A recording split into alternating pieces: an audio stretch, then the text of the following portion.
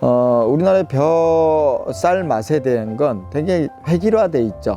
생명을 살리는 농사인데 생명을 죽이는 농사를 하고 있는 거예요.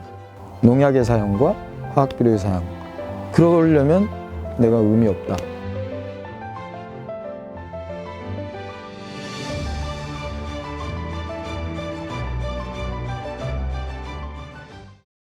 네.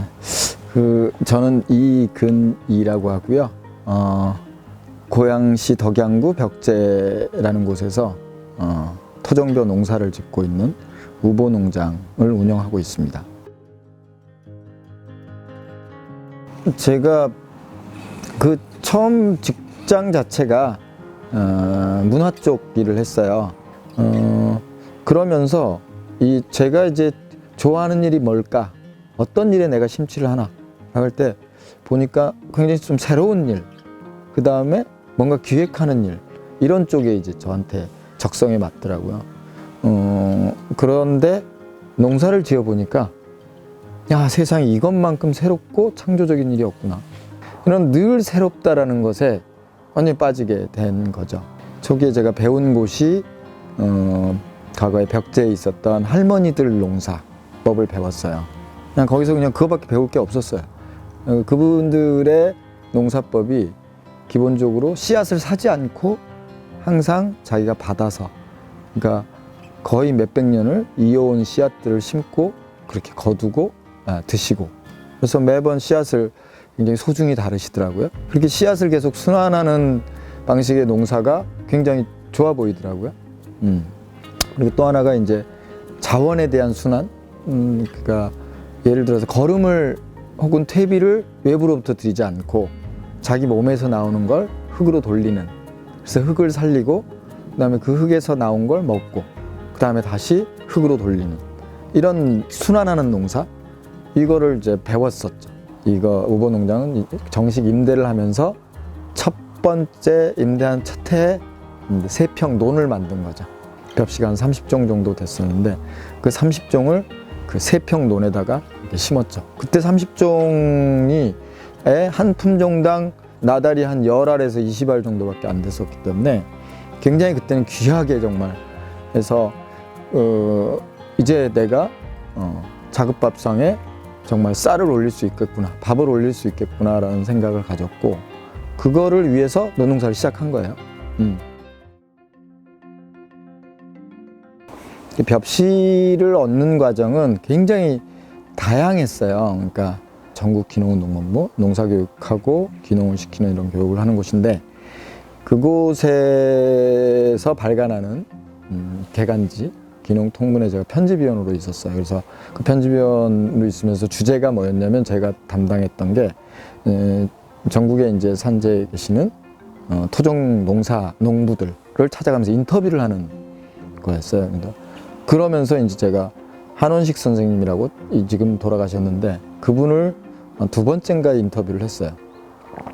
근데 그분에게 이제 그런 벼들이 있더라고요.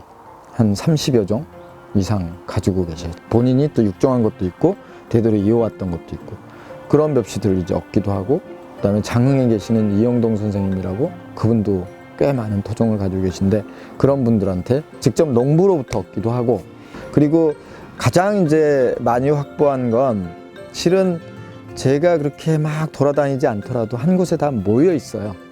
국립유전자원센터에 냉동고에 탁 지금 현재 한 450종이 있는데, 거기에 이제 매년 재작년부터 한 3년 전부터 유전자원센터에 요청을 해서 내가 키워보겠다 그래서 요청을 하면 그쪽에서는 한 50알씩 줘요. 한 품종당. 그걸 이제 증식을 한 거죠. 경험이 없으면 그걸 알 수가 없어요. 어떻게 하면 많은 경험을 해줄 수 있게끔 하느냐, 그게 우리의 노력인 거죠. 굉장히 노력이 필요한 거고요. 우리나라의 벼쌀 맛에 대한 건 되게 획일화돼 있죠. 왜냐하면 계량종들이 대부분 찰지고 단맛으로 집중화되어 있기 때문에 계량종의 일반적으로 맛으로 추구하는 어떤 획일화된, 균일화된 맛의 획일성, 이게 문제인 거죠. 근데 토종벼는 접해보지도 않았고 그 맛을 알지도 못해요. 그러니까 지금 현재 뭐 젊은 애들의 입맛에 맞추는 식으로 토종별을 소개한다. 이거는 되게 어리석은 일이다. 그렇게 해서는 안 되는 거고, 어떻게 하면 많은 사람들에게 이런 토종별가 있고 이런 맛이 있습니다라는 걸 알리는 게 더 우선이고, 그 중에 본인들의 입맛을 찾아가는 거라고 봐요. 그래서 어떻게 하면 그 맛들의 다양성들을 소개하는가, 이게 저한테는 되게 숙제죠. 그게 이제 5,000년의 농사의 역사, 그러니까 우리가 농사를 지은 게 5,000년 됐죠. 그 기간에 고갈되지 않으면서 계속 지을 수 있었던 가장 근본적인 건 순환 농사를 지었기 때문이었거든요. 근데 어느 일정한 순간, 그러니까 지금 한 뭐 5, 60년, 70년도 안 된 시기에 완전 막힌 농사를 지금 현재 짓고 있거든요.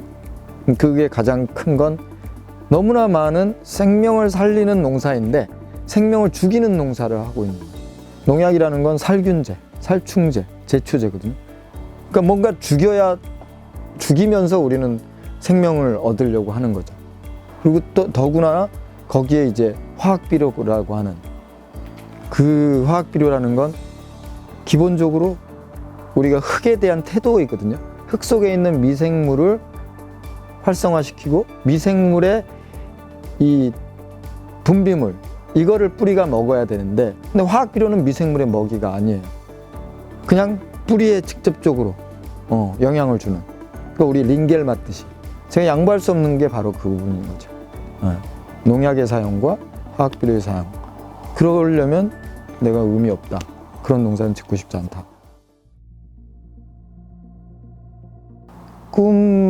개인적인 꿈은 있어요. 그러니까 지금 여기 한반도에서 키워졌던 과거에 그걸 다시 한번 다 증식해보는, 그래서 지금 농업유전자원센터에 있는 한 450종을 다 키워보고 싶고, 거기에 더해서 힘이 된다면 일본에게 빼앗겼던 일본 내에 있는 우리 품종, 또 미국으로 또 건너간 품종들이 있을 거예요.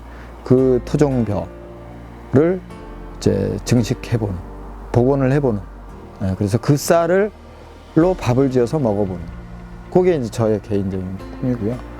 그리고 일반 소비자라고 하면 내가 먹는 어떤 내 밥상에 올라온 재료들이 어떤 방식으로 키워지고 어떤 씨앗이며, 그리고 그 과정은 어땠는가를 좀 알고 먹었으면 하는 생각이 좀 드는 거죠.